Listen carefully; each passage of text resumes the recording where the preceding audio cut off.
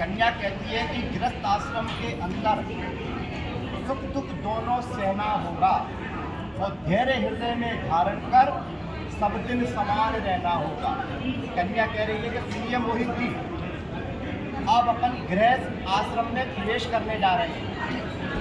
शादी से पहले की जिंदगी अलग होती है और शादी के बाद की जिंदगी अलग होती है और बहुत अंतर है। दूसरा जन्म कहा है उसके शास्त्रों ने, तो ये वास्तव में दूसरा जन्म होता है। ये आप एहसास करोगे, बगल में एहसास करेंगे।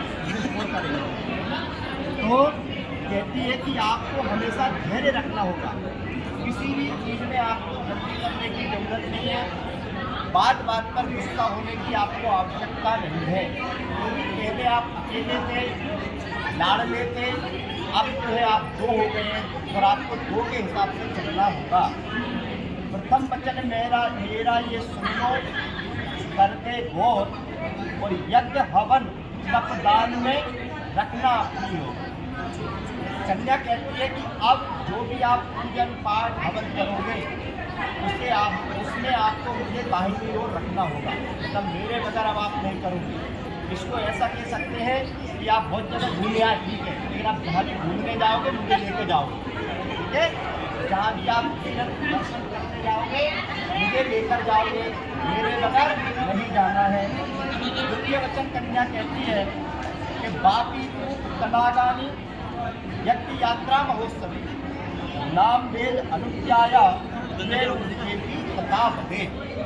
अर्थात पहले क्या होता था, कुआ बनाया जाता था, बावड़ी कुआ खोदा जाता था, तालाब पहले यज्ञ किए जाते थे इत्यादि में और सामाजिक कार्य में, यात्रा में आप मुझे अपने साथ रखोगे। तो आजकल कुआ बावड़ी तो होते नहीं, लेकिन फिर भी आप जब अच्छा घर बनवाओ उसकी सलाह मुझसे आपको लेना होगी, मशवरा लेना होगा और सामाजिक कार्य में आपको मुझे लेकर जाना होगा, है ना। अकेले नहीं चले जाना कि मैं जा रहा हूँ उसको आरती है, तो साथ में लेके जाना है और हमेशा आपको मेरे साथ रहना है। कहती है कि कुआ तालाब बावड़ी जो भी तुम बनवाए और धर्म कर्म करते रहो, कभी ना रहे विश्राम। अब तुम पहले अकेले थे तो कभी सो रहे, 9 बज रहे, छुट्टी लेना है तो फोन कर दिया मैं छुट्टी पे हूँ, लेकिन अब ऐसा नहीं करना है। अब आपको व्यस्त जीवन में चिंतित होकर उसका पालन करना है और बिना कारण के किसी ऑफिस की छुट्टी नहीं लेना है। होमवर्क चल रहा है कोई बात नहीं, लेकिन होम पे भी वर्क करना है।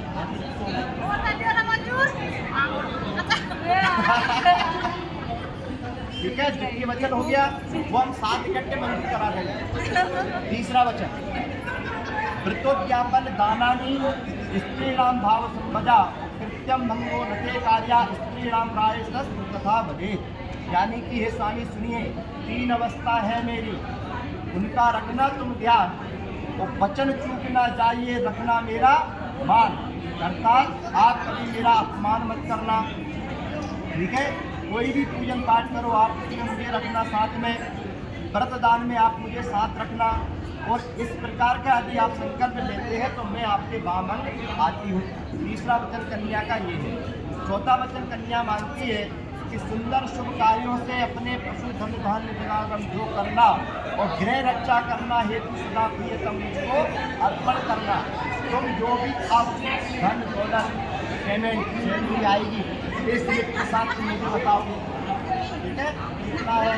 और मुझे उसमें से कुछ हिस्सा देना, क्योंकि क्या मालूम समय कैसा आ जाए, उस समय के लिए मैं बचा के रखूँगी, क्योंकि तुम तो जिम्मेदारी है तो हर वक्त तुम्हारे खर्चे होना है, तो कुछ हिस्सा मैं बचा के रखूँगी जिससे हमारे बुरे समय में ये काम आए। इस तरह पत्नी आपसे चौथा वचन लेती है।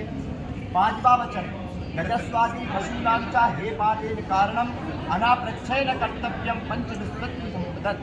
पहले इसमें क्या है कि आप कभी कभी गज खरीदो, हाथी इत्यादि, अब क्या है वाहन खरीदो, कोई भी व्यापार चालू करो तो आप उसमें मेरी सलाह लेना और मुझे बराबर का हक देते रहना।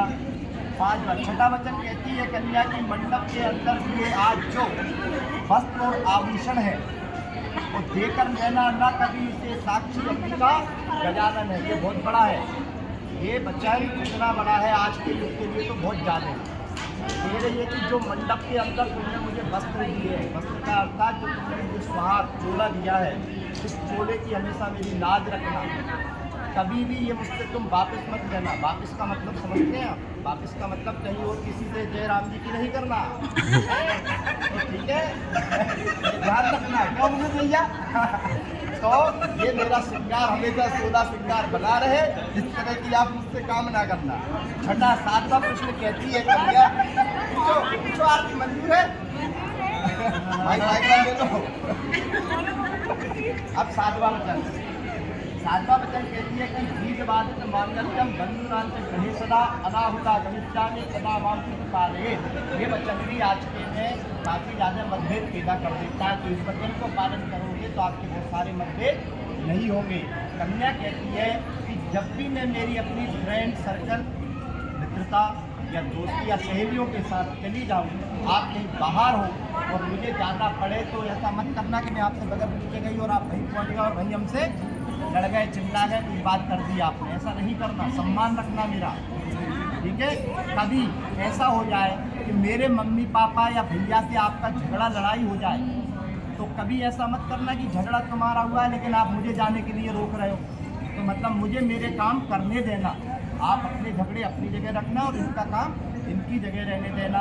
इस तरह के 7 वचन आप जो है वो इससे मांगते हैं। कितने दिए हैं? तो देखो, तो 7 वचन इनने मांगे, तो रोहित जी कहते हैं, वर कहते हैं कि ठीक है प्रिय, यहाँ पे कहते हैं अब, यहाँ पे कहते हैं हाँ, यहाँ पे अब क्या है, ठीक है प्रिय, मैं तुम्हारी बात मानता हूँ, किंतु कुछ बातें मेरी भी है जो तुम्हें मानना होगी। बोले कौन सी? कि मेरे 5 वचन है, तुम उन्हें मानोगी तो मैं तुम्हारे 7 वचन देता हूँ। तो जो 7 वचन में से 5 वचन वर मांगता है वो हम आपको सुनाते हैं।